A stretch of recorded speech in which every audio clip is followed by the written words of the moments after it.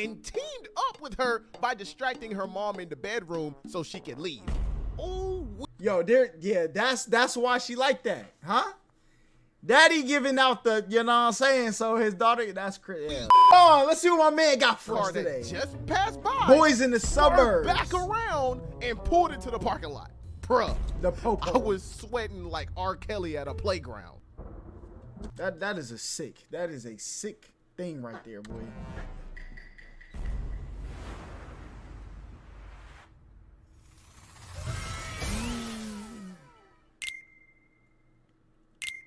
Okay.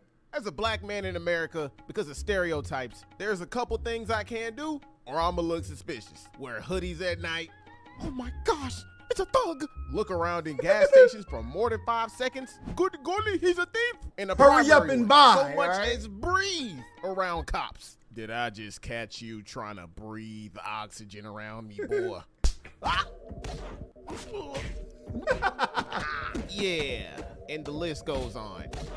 And what I learned was the worst thing you could do in each of those situations, unless they pull out the blicky, is overthink and freak the freak out. True. Which was the one thing that happened a couple years ago that almost got me into some deep doo-doo. Let me explain. All right, so 6 years ago, back in freshman year of college, you should say MJ, that's crazy. Semester, I went back home. That means no more parties, no more eaters, and no more getting high off of life. And when I got back home, I met up with my homies and this girl from the past named Ann. A lot of y'all from my OG channel know who Ann is. A lot of y'all don't. Who and that's is that? okay, because I'm gonna give you a short description. She was a little thotty with a slight body yaddy. That was not the brightest, but she loved living the fast life. Which is weird, because she the one from the drug video that like crushed up like doggy treats or something like that. Why are you hanging out with us? We're the opposite of living the fast life. Like what? I've known her since high school. At the time of this story, we were both the same age and lived with our parents, but we were both going down two separate paths of living. Now, I'm gonna be honest. When it came to hanging out with her, she was a liability, not an asset. Something always went wrong when I was around her. That's why I only hung out with the bit once every blue moon whenever one of my homies in my circle wanted her to come, which happened to be the day I came back from the semester. That, and I only hung out with her when it was my turn.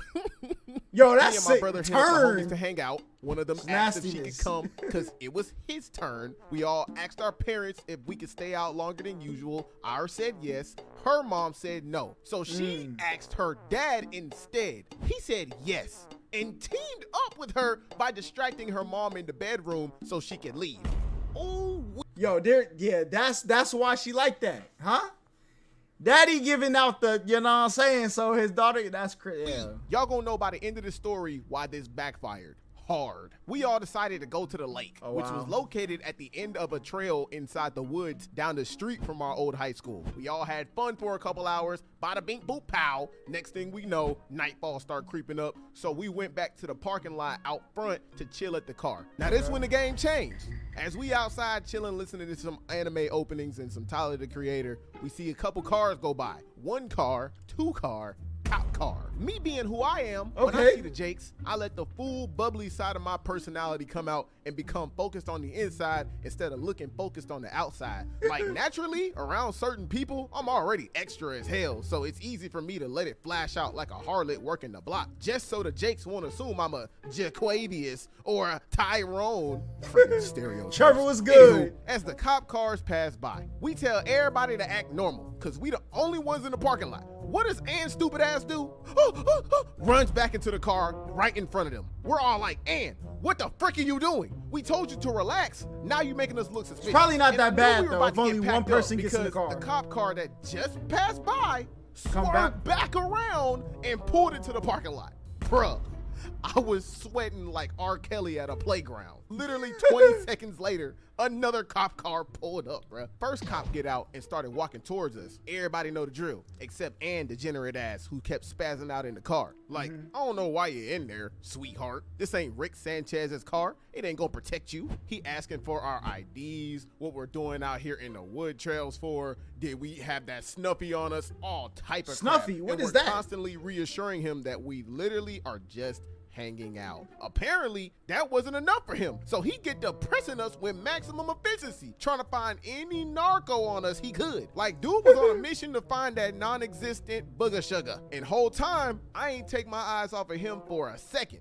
just to make sure he didn't plant something in our car to frame us. He flashlighting around our entire car 3 times, flashlighted our tires, patted us down, then opened the door, flashlighted the back of the car, even found he was a definitely burger looking wrapper for on something. the floor that my homeboy ate from Five Guys earlier. Steven was and good. swore up and down that this was a narco that I ain't even know existed. He talking about, does this wrapper contain 3D F-34 McDonald's Subway? I'm like, nah, but it does contain BEEF. And he got offended. So offended that he called over his boy. But lo and behold, see, that's what happens when you start trolling with the police. The guy me and my brother used to work with at our old fast food job. We're not gonna call him by his real name. We're gonna call him Jeremy. He like, what's all to come up? Oh, is that Devontae and T?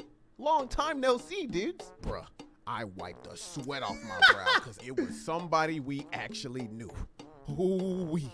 Look at God. After we caught up with Jeremy, the first cop told him that he'd been searching for that Snuffy on us. Jeremy saved our ass by telling bro to relax. They not into that, we you ain't know. them type of guys. Exactly. So the first cop let his guard down. Next thing I know, Ann get out the car. He see her, see him, see her.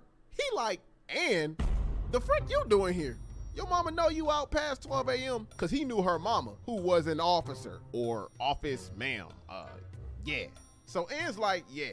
He like, oh, all right then. Turns around and calls her mom.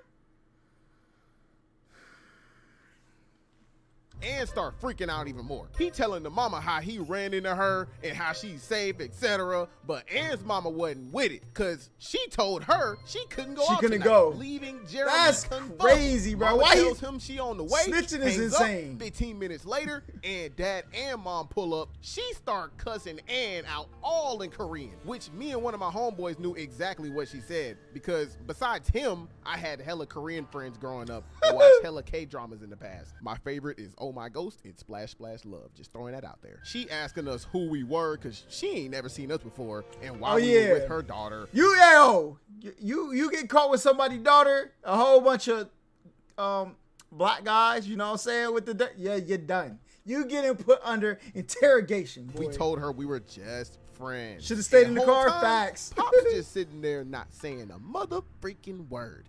Kept his mouth air sealed shut. Cause he knew exactly who the culprit was for letting her go out in the Hey, I first would have place said, when her mama told her yo, no. he said I And could looking go, at though. him like, you're not gonna say nothing. And you're right, he didn't. If you think for a second that he was finna snitch on himself, you thought wrong. Which, I mean, that's how a lot of humans work. When adversity hits some of us, we tend to save ourselves. He could have took accountability here, but he didn't. Shoot, both of them really, cause why would you go behind your mama back and ask your dad? Like, duh. Runs in the family, I see. Plus, I think he understood the wrath of old school Asian, black, and Spanish mamas. That may be the leading factor why he kept. The man was staying out the way. I don't know, just my speculation, but you're the man of the house, so nut up or shut up, nigga. And mama threw her butt in the car, grounded her for another 2 months because she did 2 months and headed back to the crib. And as for us, I don't know why parents think grounding we were just is happy gonna help. we made it it's out not unscathed. We ain't care about Ann's problem. We ain't have to. Cause 1, that ain't got nothing to do with us. 2, she wasn't gang. She just hanged. Bro. Look, if I was Ann, I would be like, yo, he said I could go. So that ain't got nothing to do with me. He said yes. Y'all figure out. You know what I'm saying? I'm not getting grounded for 2 months for something I got permission from one of my parents to do. It's not happening. All right? Not today, big fella. Man, listen, boy.